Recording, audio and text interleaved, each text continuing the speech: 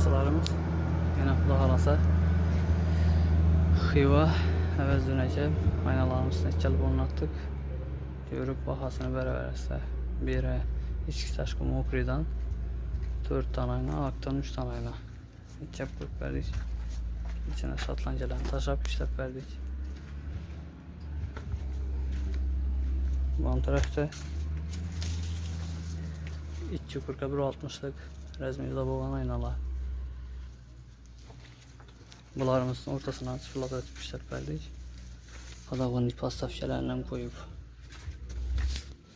Çan tərəfdən az görsəniz.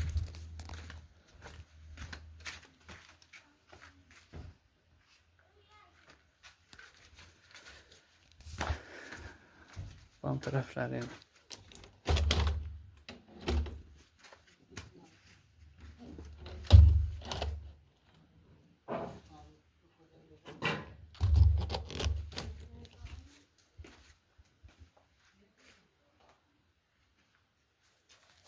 çok getmişler böyle buna. Evet.